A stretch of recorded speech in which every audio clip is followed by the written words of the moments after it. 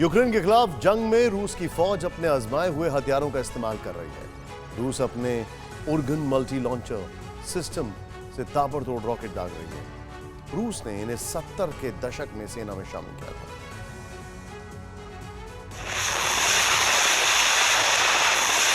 रूस दिन के उजाले में प्रहार कर रहा है। वो यूक्रेन के हर इलाके को लहूलुहान कर रहा है। जंग के 143वें दिन यूक्रेन के जंगी मैदान से इतनी विध्वंसकारी तस्वीरें सामने आई जो बता रही हैं कि ना तो थका है और ना ही वो पीछे हटा है। वो यूक्रेन को हर पल छलनी कर रहा है। यूक्रेन की जमीन पर तबाही की इबारत लिखने वाले इस किलर मशीन का नाम है उर्गन MLRS। ये मौत बरसाने वाली ऐसी मशीन है जिसके 16 बैरल एक साथ आग उगलते हैं और 35 किलोमीटर के दायरे में होने वाले दुश्मनों की किसी भी हरकत को चंद सेकंड में शांत कर देते हैं। इससे निकलने वाले रॉकेट 70 किलोमीटर तक अपना असर छोड़ सकते हैं।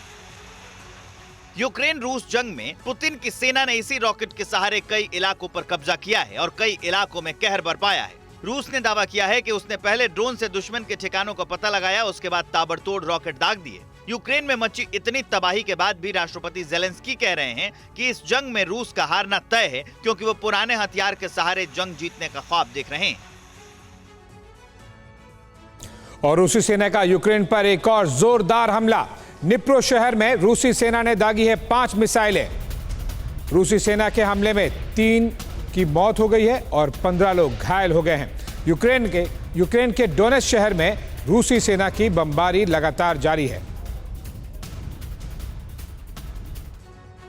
जब रूस को सोवियत संघ के नाम से जाना जाता था, तब यूक्रेन का निप्रो शहर स्पेस और डिफेंस इंडस्ट्रीज के लिए मशहूर था। सेंट्रल यूक्रेन के इसी शहर पर रूस ने बीती रात इतने हमले किए कि पूरा शहर कांप गया। रूस ने कारखानों के साथ साथ रिहायशी इलाकों पर बम बरसाए। मौके पर 3 लोगों की मौत हुई, 15 लोग जख्मी हुए। लेकिन लहूलुहान हुए इस शहर पर रूस ने बम बरसाना खत्म नहीं किया। यहाँ रूसी सेना की तरफ से ताबड़तोड़ गोले बरसाए गए, जिससे पूरा शहर धुआं-धुआं हो गया। शहर के गवर्नर वैलेंटाइन रेजनिचेंको के मुताबिक रशियन आर्मी ने रिहायशी इलाकों को टारगेट कर मिसाइल से हमला किया। रूस डोनेट्स्क पर लगातार हमले कर रहा है। यहाँ पर भी रूसी सेना ने जबरदस्त गोले दागे हैं। यूक्रेन के दूसरे शहरों पर भी रशियन आर्मी ने जोरदार हमला किया है। तस्वीरें क्रामाटोरस की हैं, जहां पर भीषण बमबारी की गई है। रूसी सेना ने यूक्रेन के सैन्य ठिकानों को भी नुकसान पहुंचाया। निपर में डिफेंस फैसिलिटी को नुकसान पहुंचाया गया है। अब तक ये दावा किया जा रहा है कि रूस की पकड़ सिर्फ पूर्वी और दक्षिणी यूक्रेन पर है, लेकिन सेंट्रल यूक्रेन पर हमला बोलकर रूस ने ये संकेत दिया है कि उसका दायरा बढ़ रहा है। और वहीं निप्रो में रूसी हमले के बाद यूक्रेन की तरफ से बड़ा इल्जाम लगाया गया। यूक्रेन ने कहा रिहायशी इलाकों को निशाना बना रहा है रूस। रूस ने निप्रो में इंडस्ट्रियल प्लांट के पास मिसाइलें दागी।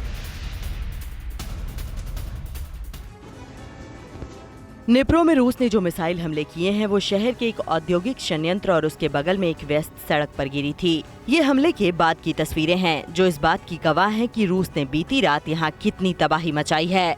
वैसे तो निप्रो पर उस वक्त हमले तेज किए गए थे जब रूस को जोवस्टर प्लांट पर कब्जा करना था। इस शहर पर 10 अप्रैल को भी तबाही बरसी थी, जब रूस ने निप्रो का एयरपोर्ट पूरी तरह से बर्बाद कर दिया था। लेकिन ताज़ा हमला निप्रो के रिहायशी इलाके में किया गया। ये जलती हुई कार इस बात की चीख चीख कर गवाही दे रही है कि रूस लगातार आम लोगों को निशाना बना रहा है, आम लोगों के घरों पर मौत बरसा रहा है। लेकिन हर बार ये दावा करता है कि उसने उन ठिकानों को निशाना बनाया जहां यूक्रेनी सेना रूस के खिलाफ हमले की तैयारी कर रही थी। लेकिन 3 लोगों की मौत और हमले में 15 लोगों के जख्मी होने की खबर रूस के झूठ का पर्दाफाश कर रही है। रूस यूक्रेन पर पैनी नजर रखने वाले विशेषज्ञ ये मानकर चल रहे हैं कि इस जंग में रूस और यूक्रेन को कुछ हासिल नहीं होगा।